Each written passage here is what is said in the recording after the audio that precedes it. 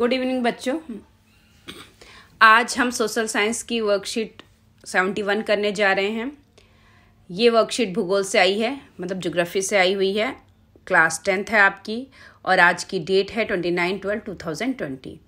आज जो वर्कशीट आई है वो आपकी आई है संसाधन एवं विकास से, जिसको इंग्लिश में आप कहते हो रिसोर्स एंड डेवलपमेंट। तो चलिए हम लोग अपना वर्कशीट शुरू करते हैं। सबसे पहला क्वेश्चन है, संसाधन क्या है, इसके वर्गीकरण पर एक नोट लिखिए। ठीक है, ये क्वेश्चन आपका पहले भी आ चुका था। तो संसाधन क्या है?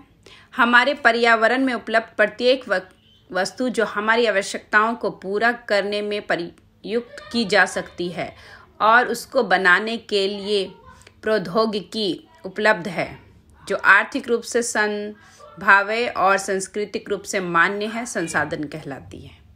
ठीक है, फिर दूसरा क्वेश्चन इसमें कह रहा है इसके वर्गीकरण पर एक नोट लिखिए।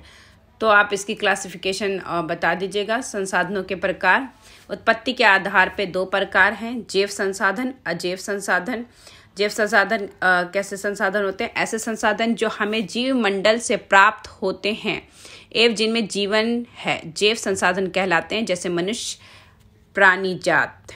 और अजीव संसाधन वो सभी संसाधन जो निर्जीव वस्तुओं से बने हैं, अजैव संसाधन कहलाते हैं, जैसे चट्टान और धातुएं।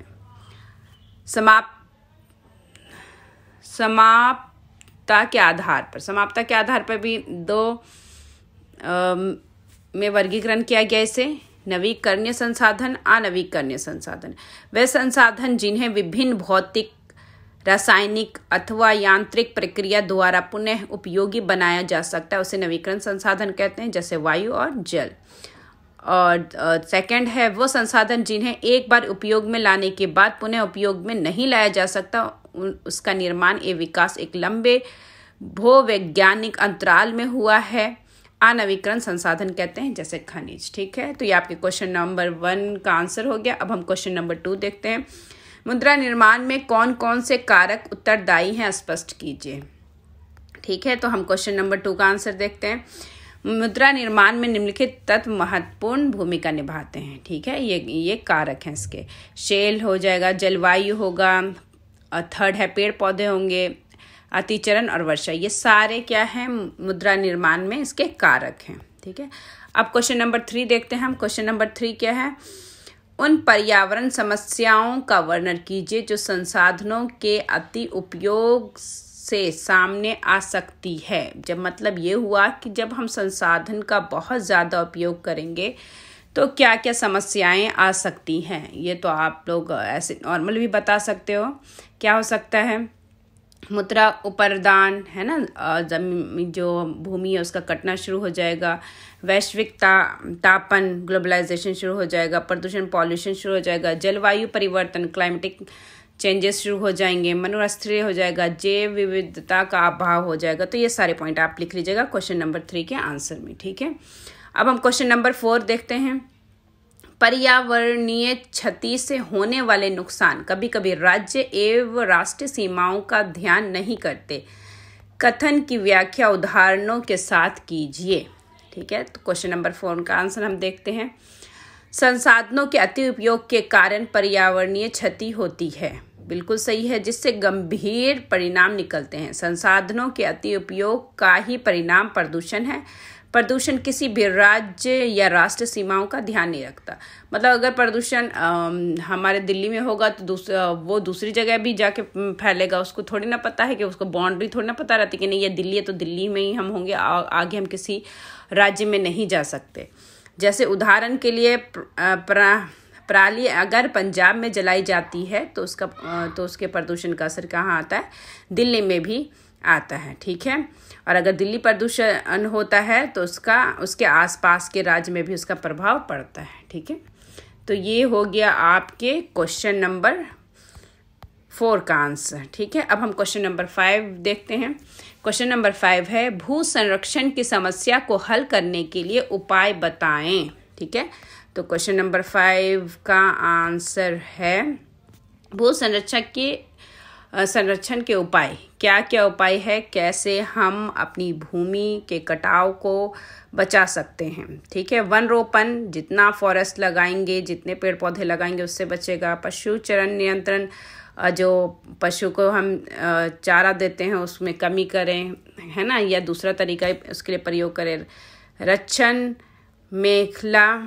रक्षक मेखला, खनन नियंत्रण, ठीक है, औद्योगिक जल का परिष्करण। ठीक है, तो ये सारे हैं जिससे आप भू संरक्षण कर सकते हैं। जैसे औद्योगिक जल परिष्करण, इससे क्या होगा कि हमारी भूमि जो है वो क्या होगी, प्रदूषित हो जाती है। ठीक है, तो उसे हम इससे बचा सकते हैं इसके द्वारा हम। ठीक है, तो ये हो गया हमारा क्वेश्चन नंबर 4। अब हम देखते हैं ये जो नीचे आया हुआ है वो आपका पैराग्राफ वाला क्वेश्चन है ना। आपको ये पूरा पैराग्राफ पढ़ना होगा और इस पूरे पैराग्राफ को आप पढ़ लेंगे तो नीचे जितने भी क्वेश्चंस दिए हुए हैं उसके आंसर आपको खुद ब खुद इसमें मिल जाएगा। ठीक है, वैसे मैंने यहाँ पे मार्क कर दिया है और मैं बता देती हूँ, आप लोग जब भी वर्कशीट सॉल्व करोगे तो आप इस पैराग्राफ को ज़रूर पढ़ना, उसके बाद क्वेश्चन सॉल्व करना। ठीक है, तो चलिए पहला क्वेश्चन देखते हैं। संसाधन नियोजन क्यों आवश्यक है। ठीक है, तो मैं ये पैराग्राफ पढ़ चुकी हूँ इसलिए मैं आपको यहाँ पे बता देती हूँ। ये यहाँ से आंसर शुरू होगा। राष्ट्रीय, प्रांतीय, प्रादेशिक और स्थानीय स्तर पर संतुलित संसाधन नियोजन की आवश्यकता है, इसलिए आवश्यक है। ठीक है, ये हो गया आपका क्वेश्चन नंबर 1 का आंसर। अब क्वेश्चन नंबर 2 है, लद्दाख की विशेषताओं का वर्णन कीजिए। ठीक है, तो ये क्वेश्चन नंबर 2 यहाँ पे मैंने मार्क कर दिया है। लद्दाख का शीत मरुस्थल देश के अन्य भागों से अलग थलग पड़ता है। ठीक है, लद्दाख शीत मरुस्थल देश से अलग थलग पड़ता है। ये प्रदेश सांस्कृतिक विरासत का धनी है, परंतु यहाँ जल आधारभूत अवचरणा तथा कुछ अलग थलग है। ठीक है, तो ये क्वेश्चन नंबर 2 का आंसर है। एक बार मैं फिर से पढ़ देती हूँ। लद्दाख का शीत मरुस्थल देश के अन्य भागों से